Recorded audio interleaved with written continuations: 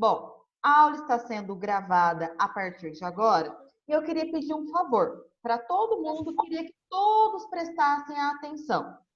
Vocês vão lá no bate-papo, certo? Vocês vão lá no bate-papo e vão me procurar e vão escrever o seu nome completo, tá? Então, escreve seu nome completo para mim. Por quê? Eu vou utilizar o seu nome lá como chamada. Então, eu vou registrar como chamada lá o que você me mandou no bate-papo. Tá? E Então, como que eu faço? agora, vai lá no bate-papo. Lá embaixo tem escrito lá, bate-papo. Aí você pesquisa, você escreve meu nome lá, Beatriz Renem, vai A aparecer. gente, na Você vai verdade, escrever... só dá para mandar mensagem para você, Bia. Isso, só para mim. Me manda lá, tá? O seu nome completo. Eu já mandei. Bem? Por quê? Em que Por exemplo... bate-papo? Oi? Em que bate-papo? Aqui, ó, no Zoom. Achou? Fechou. Aí você me manda o seu nome completo. Porque, por exemplo, tem lá o Felipe lá no 6º ano. Só que, sei lá, ele tá usando, o Felipe, vou usar você como exemplo. Aí está usando o celular da sua mãe. Aí aparece para mim, Fabiana, tá? Só que já tem uma aluna Fabiana. Aí eu vou saber se é o Felipe que está assistindo a aula ou não, né? Então eu preciso registrar quem é que está participando das aulas. Então vai lá no bate-papo e manda o seu nome. Se você não me mandar o seu nome completo, a chance de você levar falta é muito grande. Principalmente para aqueles alunos que não utilizam o seu próprio celular. Certo? Tudo bem? Então, vai lá no bate-papo, procura onde é que está o bate-papo e me manda o seu nome completo. Certo? Que é o Murilo? É o João Otávio, acabei de ver aqui. Toda Tá aula? bom? Agora, por exemplo, tem os meninos, os gêmeos. Se utilizar o mesmo telefone, o mesmo computador, manda o nome dos três. Certo? Se os três estiverem me ouvindo. Ok? Me manda o seu nome. Se você não me mandar o seu nome, você vai levar falta. Lembra que falta faz reprovar de ano. Tá? Então, não vamos esquecer disso. Tá Denise, bom? você recebeu o meu? Bia, Provavelmente. Recebi agora mais de 20 mensagens.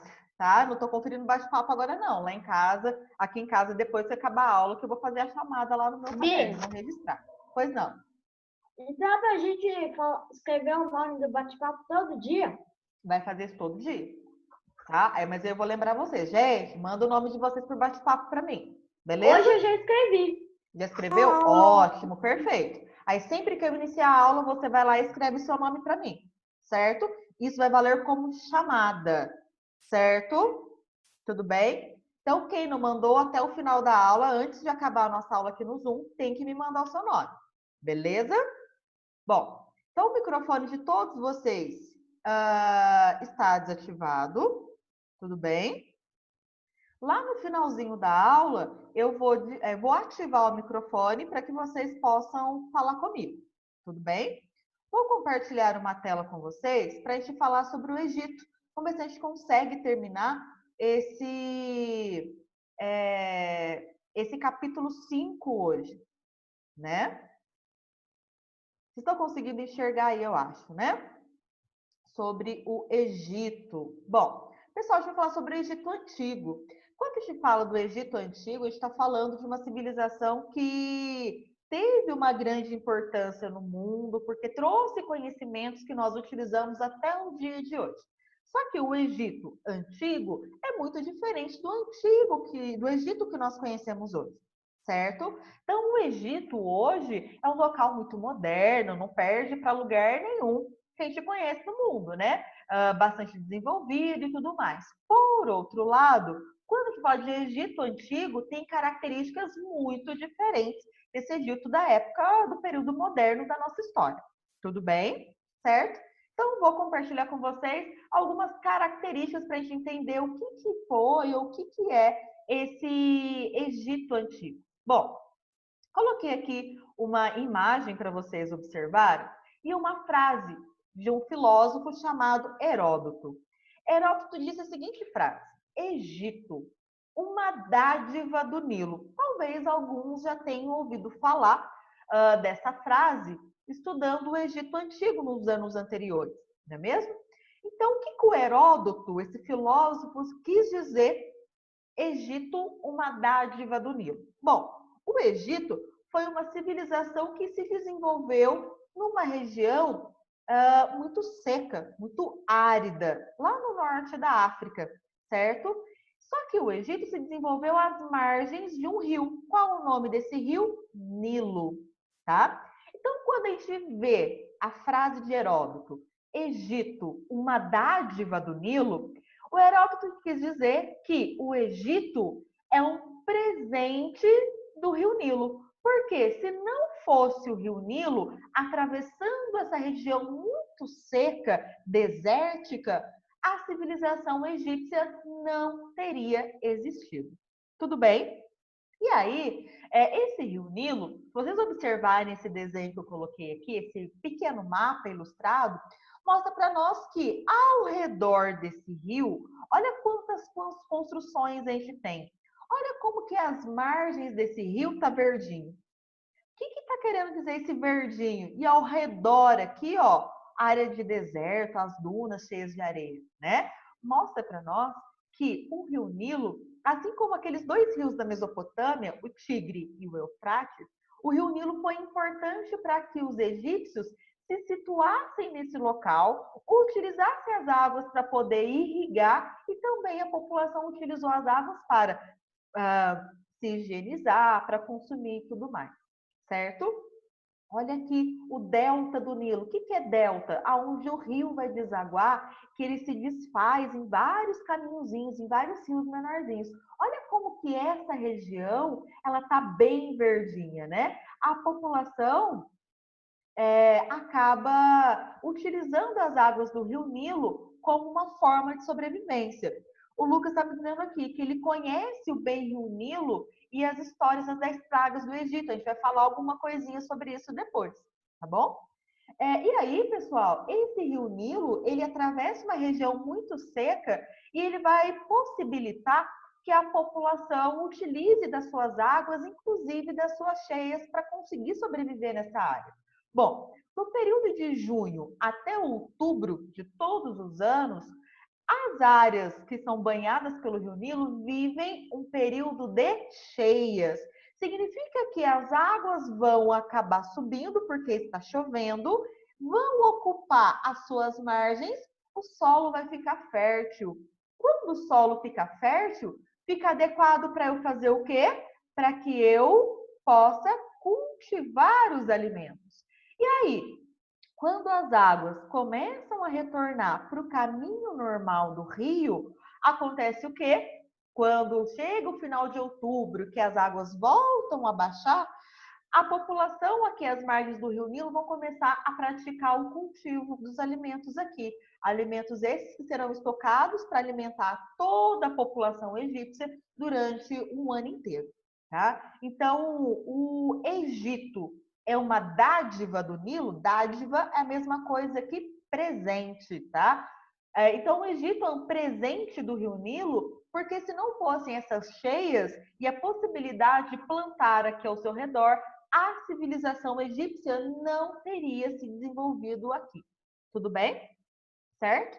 E aí, pessoal, uma coisa importante para se conseguir plantar alimentos às margens do Rio Nilo foi exatamente a construção de diques e canais, assim como os mesopotâmios faziam. Só que as cheias dentro do Rio Nilo nem todos os anos alcançavam o mesmo nível. Então, se a gente voltar, às vezes uma cheia chegava até aqui, outro ano chegava até aqui, outro ano vinha um pouquinho menos. Então, cada ano essas cheias alcançavam um certo local.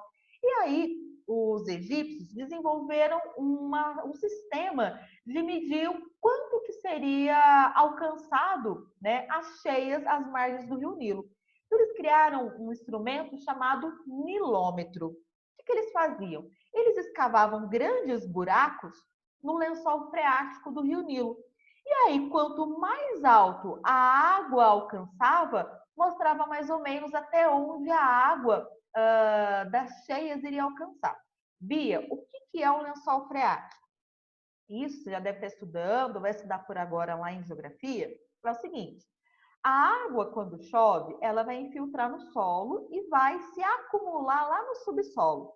Isso é o que a gente chama de lençol freático, certo? Então, o que era um milômetro?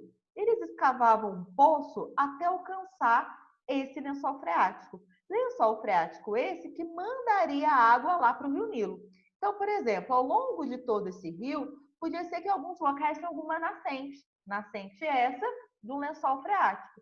E aí, quando começava a chover, esse poço começava a encher de água. Quanto mais água tinha dentro do poço, mostrava que mais longe chegaria as águas dessa cheia. Então, se o rio estava correndo aqui, a cheia, a água dentro desse milômetro alcançava um volume tal, a água poderia chegar até aqui. Ah, se subisse mais um pouquinho, ia chegar até aqui, e assim por diante.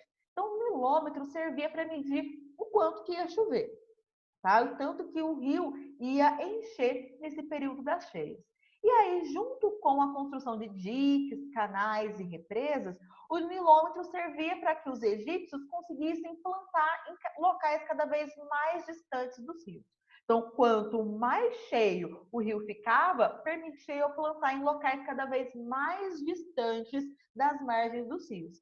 Por isso, os egípcios, junto com os mesopotâmicos, eram chamados de civilizações hidráulicas.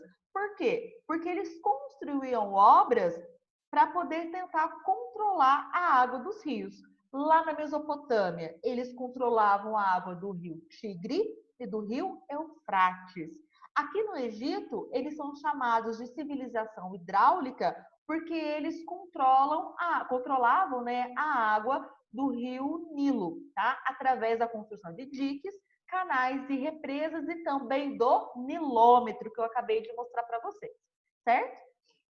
E aí, além dessas construções, pessoal, de diques, canais e represas, né, que foi uma grande possibilidade de sobrevivência numa área desértica, os egípcios eles desenvolveram conhecimentos muito importantes na área da astronomia, a ponto deles conseguirem, por exemplo, a criar um calendário muito próximo do que a gente utiliza hoje. Então, no calendário egípcio, eles começaram a observar as estrelas e perceberam que a estrela Sírius, a cada 365 dias, ela ocupava exatamente a mesma posição no céu.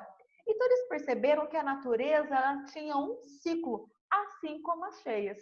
E aí, os sacerdotes lá do Egito, eles construíram um calendário que tinha 3 estações, tá? Cada estação tinha 120 dias. Então, quantos dias que vai ter até agora? 3 vezes 120, 360. Mas eu acabei de dizer que o calendário tinha 365 dias. Cadê os outros 5 dias, né? Então, eles acrescentavam esses 5 dias à última estação, tá? Então, quais eram as 3 estações que os sacerdotes, observando as estrelas, criaram nesse calendário? Então, a primeira estação é a estação das cheias, que tinha esse nome aqui, ó, Aket, certo? Que ia do período de junho até o finalzinho de outubro. Era esse período em que começava a chover e a água do rio Nilo subia e ocupava suas margens, deixando as margens do rio com bastante fertilidade, certo? E aí, de novembro até março, as águas estavam baixando. Então, era um período de 120 dias chamado de Perete, certo? Então, nesse período, quando as águas começavam a baixar, era o período em que os egípcios começavam a trabalhar nas margens do rio, exatamente para conseguir cultivar os seus alimentos, tá? E aí, a última estação, que tinha 125 dias, era o período da seca, onde o rio continuava dentro do seu nível, não subia o nível dele e não chovia. Esse período era aproveitado pelos egípcios para fazerem as colheitas, tá? Então, essa última estação da seca, chamada de Shemu, que vai de março até o período de julho aí, está começando a chover, né? Era o período em que eles basicamente se dedicavam à colheita. Tudo bem? Então, nós tínhamos essas 3 estações, baseadas no ciclo da natureza, na cheia dos rios, na água retornando para o seu leito, né? Quando as águas começam a baixar, e no período da seca, quando o rio está lá no seu nível baixinho. E aí, pessoal, nós temos uma ilustração, que é a mesma que tem na apostila de vocês, de uma ilustração egípcia, mostrando que os sacerdotes subiam até os templos para ficarem observando as estrelas. Ficavam observando o sol e as outras estrelas, para que eles pudessem ver que período que começaria a plantar, que período que deveria ser feita a colheita. Então, nós tínhamos 3 estações, cada estação do ano tinha 120 dias. Só que o calendário deles tinha 365 dias. Então, essa estação aqui tinha 120 dias, essa estação mais 120 dias, e essa daqui tinha um pouquinho a mais, tinham 125 dias. Tá? Então, 3 estações com 120 dias cada, porém, a última estação tinha 5 dias a mais, tá? Respondendo a pergunta de alguém que me mandou aí no bate-papo. Beleza? E aí, o seguinte, pessoal, vamos então entender a história do Egito Antigo. Então, a gente já entendeu que o Egito estava em um local muito seco e que tinha um rio que passava ali com uma grande quantidade de água e que possibilitou a existência dessas pessoas ali, né? Que elas cultivavam os alimentos, utilizavam as águas para sua sobrevivência. Mas como é que essa civilização se organizou, ficou ali por tanto tempo? Bom, tá vendo esses pontinhos vermelhos ao longo do Rio Nilo?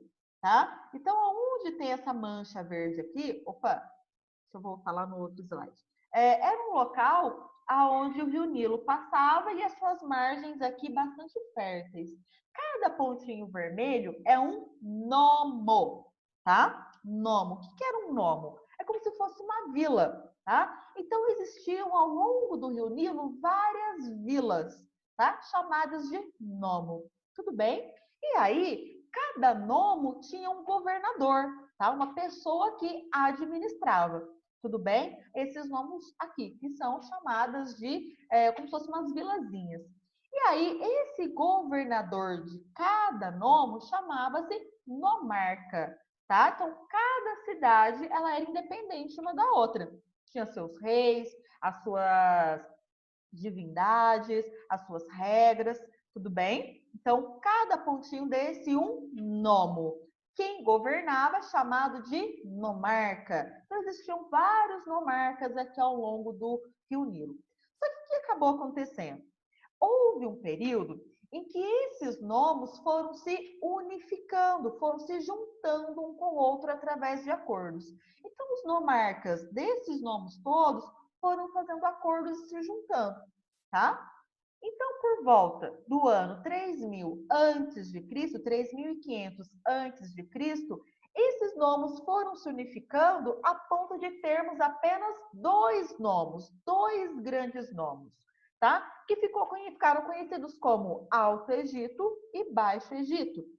Então, a gente viu que ao longo do Rio Nilo tínhamos vários nomos, não tínhamos? Agora nós temos apenas 2. Todos os nomos que estavam nessa região ficaram conhecidos, unificados, como Alto Egito.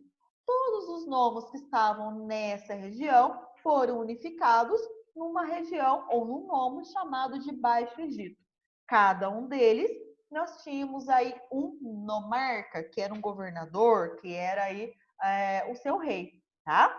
Tudo bem? Então, cada parte do Egito aqui tinha o seu governante, tá? O seu rei.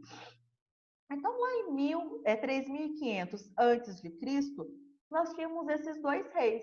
Então, no Alto Egito, a gente tinha esse aqui, que se mostrava como rei para sua população através do tipo de coroa que ele utilizava. O Baixo Egito reconhecia o seu rei através da coroa que ele utilizava. Então, em 3500 a.C., nós temos apenas 2 nomes, Alto Egito e Baixo Egito. Tudo bem? E aí, nem sempre, já que eu vou falar sobre a cidade de Tebas, tá? Nem sempre, pessoal, esses nomos, eles ficaram assim em paz. Por exemplo, no ano de 3200 a.C., a gente percebe que o rei do Alto Egito, chamado de rei Menes, ele resolve ter o domínio sobre o delta do Nilo. O que é o delta? É essa regiãozinha aqui, ó, onde o rio Nilo se divide em vários riozinhos menores para desaguar no oceano. E aí, o rei Menes, que era o rei do Alto Egito, lá no ano 3200 a.C., organiza uma tropa para atacar o Baixo Egito para que ele pudesse dominar.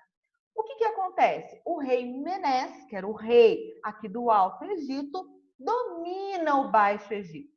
E aí, o que a gente percebe da história desse povo? Quando o rei Menes ele consegue dominar esse nome do Baixo Egito, eu tenho 2 Egitos agora? Não, eu tenho apenas um Egito. E aí, o rei Menes ele faz a unificação das 2 coroas para mostrar que ele agora era o rei dessas 2 áreas, desses 2 nomes, agora sendo um Egito apenas. Então, o rei Menes, ele era o rei lá do Alto Egito. Então, ele tinha essa coroa aqui, certo?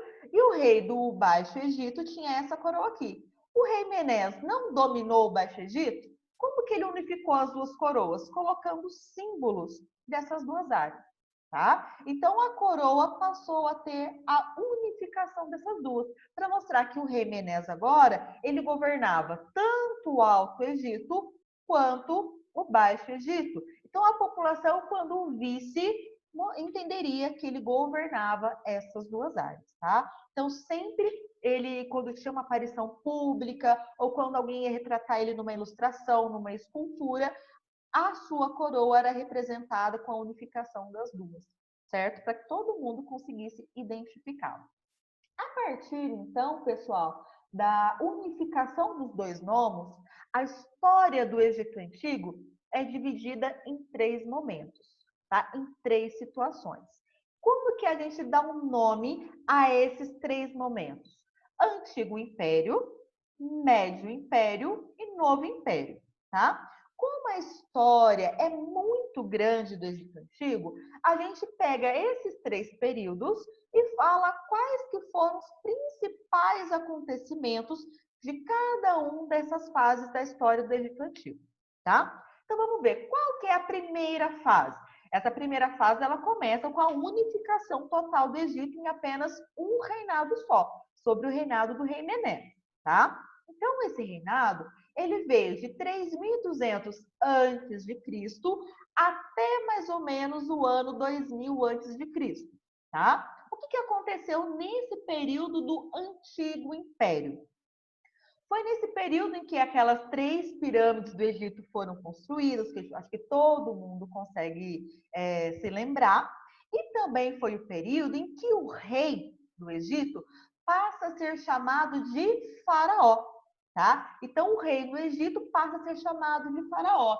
E ele começa cada vez mais dentro do Egito a ganhar poder. Então ele começa a fazer tudo o que ele quer sem ninguém ir contra. Quem fosse contra seria punido, geralmente com morte ou castigos físicos com isso, tá? E aí, mais ou menos por 1000 anos, o Egito viveu um período até que de prosperidade, o faraó ganhando importância, grandes construções sendo feitas, como a Esfinge e as 3 pirâmides. Só que, o que acabou acontecendo? Houve, dentro do Egito, as várias vilinhas que tinham dentro do Egito começaram a guerrear muito entre si. E acabou acontecendo que houve uma divisão dentro desse Egito. Ele ficou separado em 2 partes. Então, o Egito, de volta, a partir do ano 2300 a.C., ela acaba se separando. Tá? Então, eu tenho 2 regiões, tudo bem? Então, eu tenho o Egito do Norte e o Egito do Sul, aonde a cidade de Tebas, que alguém me perguntou, era uma dos nomes mais importantes que a gente tinha, tá? Só que, lá por volta do ano 2100 a.C., acontece o quê? De novo, o rei, ele acaba sendo atacado por um povo chamado de Ixos, tá? E aí, esses Ixos toma o Egito para si e vai fazer o que de novo com o Egito? Unificar no reinado apenas. Tudo bem? Esse período de dominação dos Ixos foi o período em que a gente vê o Egito tendo mais prosperidade. Tá? Foi o período em que mais se conseguiu produzir alimentos, foi nesse período em que eles conseguiram dominar muitas áreas, tinham muitos escravos. Então, o Médio Império, que vai do ano 2100 a.C. até o ano 1500 a.C., foi o período em que o Império Egípcio mais se desenvolveu. Tá? E aí, pessoal, por volta do ano 1580, os próprios egípcios conseguiram expulsar esses Ixos lá do território do Egito, tá? E aí, o que acontece? Nesse período, voltam os faraós dominando todo o Egito, e aí a gente vê uma expansão desse império. Então, os egípcios começam a querer dominar áreas ao redor ali do Egito, tá? Então, só para a gente, isso aqui, vocês não precisam ficar preocupados em decorar o que foi que aconteceu em cada fase do Egito Antigo, não. A gente só tem que saber que a história foi muito grande e a gente divide ela em 3 partes, em partes menores. Tudo bem? Sobre a esfinge eu vou falar daqui a pouco, tá? Quando eu te mostrar algumas imagens para vocês e o que ela significa. Bom, pessoal, eu mostrei para vocês que lá na Mesopotâmia, a sociedade ela era estratificada. Lembra disso? Que a população não era considerada toda igual, que dependendo dos privilégios e do poder que essa pessoa tinha, ela ocupava uma posição na sociedade. Dentro do Egito é a mesma coisa, tudo bem? Nem todo mundo dentro do Egito tinha as mesmas condições. Nem todo mundo dentro do Egito tinha os mesmos privilégios e poder, né? Então vamos ver como que era a pirâmide social dentro do Egito. Eu expliquei para vocês que uma pirâmide social ela é representada de maneira muito interessante porque quem está na base é a maior quantidade, quem está no topo, menor quantidade de pessoas. Por outro lado, quem está no topo tem mais poder e privilégios, quem está para a base, menos poder e privilégios, não é mesmo? E aí, vamos ver quem é que está no topo. No topo está o faraó e a sua família, que é mãe, esposa, filhos, né? O faraó era a pessoa mais importante dentro do Egito, considerado inclusive um deus, tá? Ele era o dono de tudo. Era dono das terras, dono das construções, dos templos, inclusive dos alimentos produzidos. Era dono de tudo, tá? Então ele com a sua família vivia num luxo, num conforto extremo, porque se ele quisesse pegar mais ou menos alimento, ele podia, já que ele era dono de tudo, ele fazia o que queria. Tudo bem? Então, quem que era o mais importante na sociedade? O faraó, que era o rei, também considerado um deus. Abaixo, pessoal, do faraó, a gente tem o vizir. O que que o vizir era? Ele era aquela pessoa que era o braço direito do faraó. Então, era ele que ia administrar todas as obras, era ele que ia administrar toda a arrecadação de impostos, tudo que ia ser produzido passava pela mão do vizir, tá? É como se ele fosse um administrador do Egito para o faraó. Então, o faraó era o rei, mas quem ajudava o rei a governar era esse vizir, tá? Ele administrava tudo o que acontecia dentro do Egito Antigo, ok? Aí, dentro da mesma classe social, junto com esse vizir, existiam os sacerdotes, que eram aqueles indivíduos religiosos que cuidavam dos templos religiosos. Eles eram os únicos a poder se aproximar das estátuas das divindades que eles acreditavam, inclusive do faraó. Então, por esse motivo, ele era muito respeitado pela população. Inclusive, esses sacerdotes recebiam muitas doações de alimentos, inclusive de joias, da população como um todo. Então, eles eram um grupo que tinham muito privilégio, tá? Abaixo dos sacerdotes, a gente tinha os escribas, que tinham basicamente a mesma função que os escribas lá da Mesopotâmia. Eles eram um dos poucos que sabiam ler e escrever. Então, por isso, eles tinham um grande prestígio na sociedade. Os escribas, eles sempre andavam com um pedaço de papel, de papiro, na verdade, com tinta, porque eles registravam os impostos, eles controlavam o tanto que deveria ser produzido de alimentos, o tanto que deveria ser armazenado. Era ele que calculava o imposto que cada grupo da população deveria pagar, né? E assim por diante. Então, os escribas, eles tinham muito prestígio na sociedade. Os soldados, Eles vão cuidar, basicamente, da defesa e do ataque dentro do território do Egito, tá? Basicamente, como se fosse um exército. Os comerciantes eram aquelas pessoas que eram responsáveis de oferecer as mercadorias à população em troca, no base do escambo, que era por trocas, né? Não tinha moeda naquele período. E também comercializavam com pessoas de outras regiões. O Egito, por exemplo, chegou a comercializar mercadorias com pessoas vindas, inclusive, da Europa, tá? Tínhamos os artesãos que produziam desde utensílios, roupas, joias e assim por diante, né? Então, os artesãos, eles produziam tudo o que se poderia precisar dentro do Império, tá? Do Egito Antigo. E a maior parte da população era composta por trabalhadores livres, principalmente os camponeses, que eram as pessoas que iam se dedicar às atividades de plantio de alimentos. Então, aquela pessoa que carpia, que arava o solo, que plantava, que colhia, fazia grupo, fazia parte dos camponeses, tá?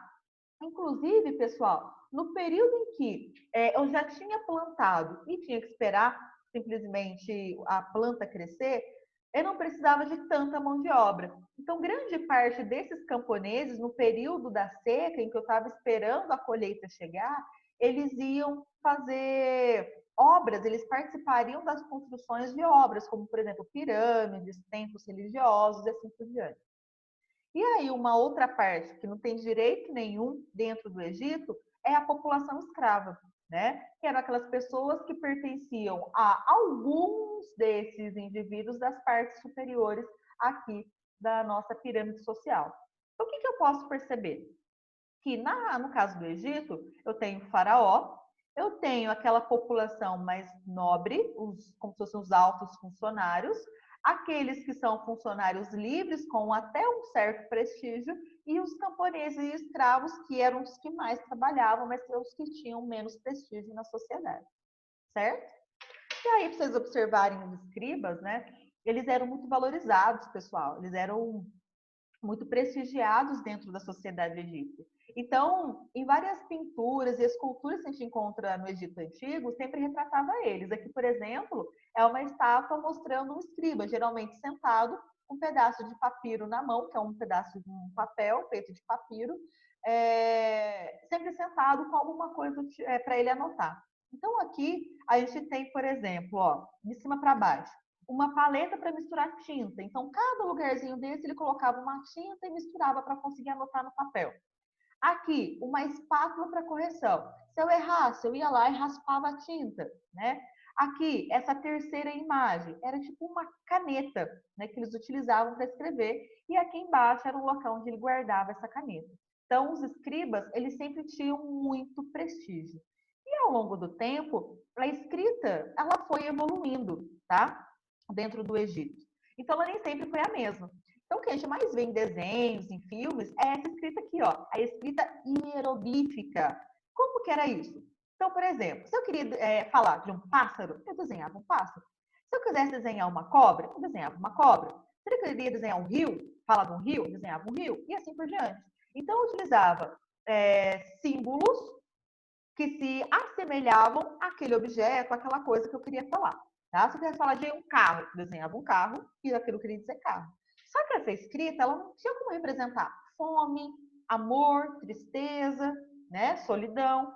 Então, eles começaram a simplificar essa escrita. A próxima escrita, ao longo do tempo, foi se desenvolvendo, passou a se chamar escrita hierática, certo? Essa escrita passou a ser basicamente como se fosse um alfabeto, que tinha cerca de 30 códigos, ou seja, 30 símbolos diferentes, que a soma desses 30 eu poderia utilizar para criar ideias como fome, tristeza, solidão, amor, né? E o último utilizado foi chamado de sistema demótico, que era um sistema com 24 símbolos, que é como se fosse o nosso alfabeto hoje. Tá? Então, houve uma diferença muito grande, né? Do primeiro tipo de escrita que os escribas faziam até os últimos, né? Então, hoje, se a gente fosse pegar uma tradução, a gente teria esse sistema demótico como um sistema de escrita mais simples que se tinha lá dentro. Tudo bem? Pessoal, é o seguinte, não vai dar tempo de eu conseguir terminar os slides com vocês, pelo adiantado da hora. Faltam 3 minutos para que a nossa aula acabe, tá? Então, agora eu possibilitei que todos possam ativar o seu microfone para tirar dúvida. Eu vi que o Gabriel, ele levantou a mão, tá? Eu vou deixar o Gabriel falar e vou pedir para que quem ainda não me mandou o seu nome lá pelo bate-papo, o nome completo, me mande. Porque se você não mandar o seu nome completo lá no bate-papo, você vai levar falta. Tudo bem? Quem ainda não mandou o nome completo, mande. Certinho? Então, pois não, Gabriel, pode aí ativar o seu microfone, o Gabriel, e falar. Eu tenho 2 perguntas. Fala. Primeiro, o rei sabia ler e escrever? Não. E a segunda? Lá no primeiro, o Egito, lá, o mais antigo que tinha, é verdade que o nariz da esfinge caiu? Sim. Na verdade, como essa é uma construção que tem mais de 5.000 anos de idade, ela foi sendo fragilizada com o tempo, né? Então, ela acabou caindo. Exatamente. Se vocês pesquisarem no Google uma imagem da esfinge, a frente dela, ela não tem o nariz.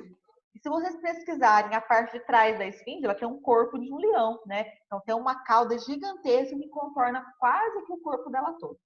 Tudo bem? Uhum. Mais alguém? Alguém quer falar, tirar alguma dúvida, Aníbal? Eu tenho que usar isso aqui. Tudo bem, não tem problema. Isso aqui é do jockey. Eu tenho um Tudo jockey. bem, Que usa o microfone. pode falar. Tem um cabo muito longo. Pode falar, senão vai acabar a aula. Não, não queria falar nada, não. Não? Mais alguém com alguma dúvida? Eu tenho uma pergunta. Então fala, Lucas, por favor. Como que as pessoas arranjavam coisas para trocar por outras coisas? Era, por exemplo, quando as pessoas produziam alimentos, elas tinham direito a uma porcentagem daquilo que era produzido. Então, imagina, por exemplo, que eu consegui, com o meu trabalho, um saco de milho. Só que eu precisava, por exemplo, de um saco de arroz. E aí eu vou procurar quem tem arroz para me dar, né? Então, você vai falar o seguinte, Bia, para eu te dar 1 quilo de arroz, eu quero 3 sacos de milho, tá? Então, todo o alimento que eles tinham era fruto do trabalho. E aí eles acabavam fazendo a troca de um com o outro, certo? Pessoal, Bia. eu vou colocar lá no SAS Conecta o link dessa aula com a tarefa para vocês fazerem. Tudo bem? Que a aula vai acabar por agora. Se alguém tiver dúvida e a aula acabar, me chama no bate-papo lá do WhatsApp que eu chamo vocês. Que eu respondo a sua dúvida, que a aula vai acabar por agora, em poucos segundos. Tá bom? O Gabriel, acho que vai querer